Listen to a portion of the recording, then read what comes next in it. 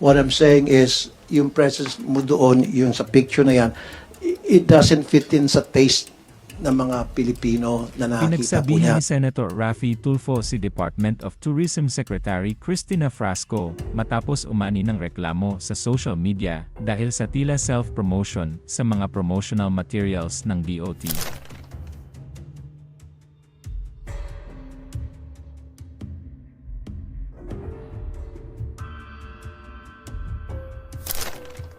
Ayon kay Tulfo, ang madalas na paglabas ng mukha ni Frasco sa mga larawan at campaigns ng ahensya ay hindi gaanong tanggap ng publiko.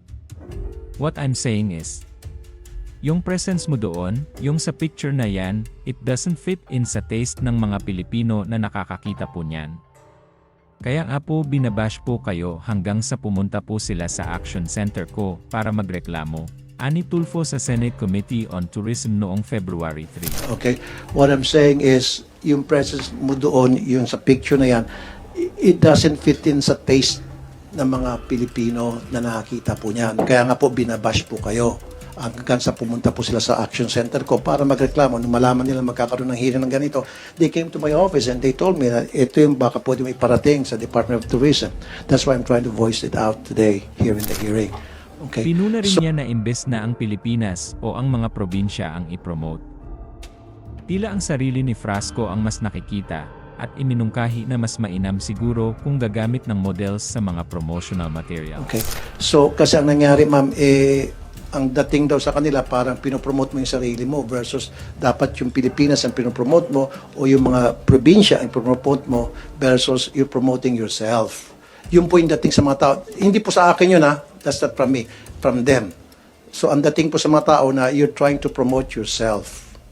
So, maybe we have to refrain from doing that. We can use model siguro.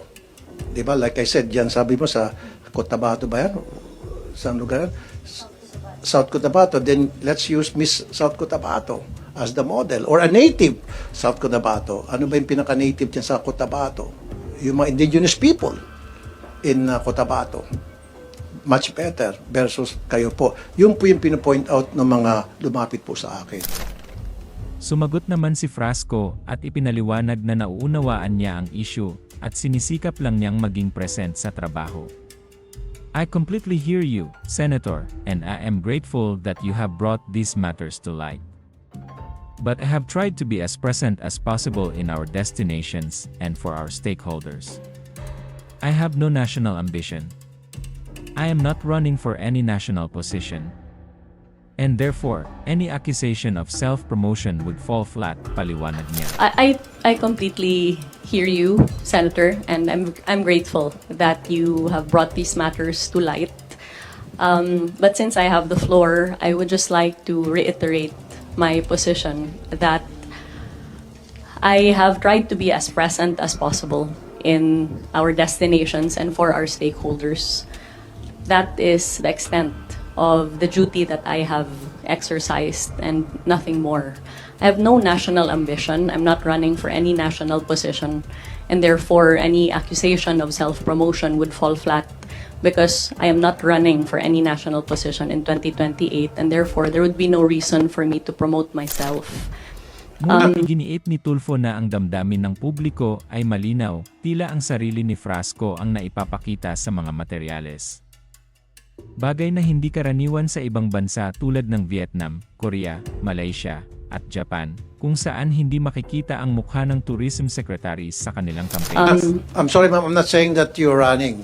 Don't put words into my mouth. I'm not saying that. What I'm saying is, yung po nakakalata yung mga tao na parang pinopromote yung sarili mo for whatever reason. Now, also, ma'am, compared to other countries like Vietnam, Korea, Malaysia, Japan, hindi niyo po nakikita yung mukha ng mga secretaries ng Department of Tourism nila doon eh.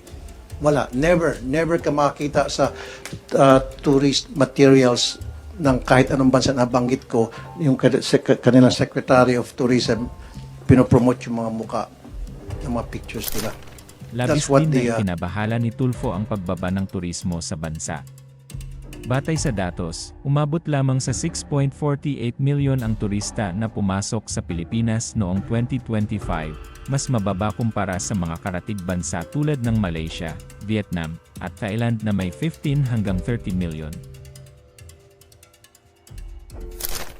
Binanggit niya ang isang magazine sa Japan na may mukha ni Frasco sa halip na ipakita ang magagandang tanawin ng bansa, at iminungkahi na sa halip na personalidad ang i-feature, mas mainam na ipakita ang destinasyon, pagkain, at iba pang aktibidad sa Pilipinas para mahikayat ang mas maraming turista. Matapos ang kontrobersya, nagbigay ng aksyon si Frasco. Iniutos niya sa lahat ng regional offices ng DOT na alisin ang anumang promotional materials na may kanyang larawan at ihinto ang paggawa ng mga bago.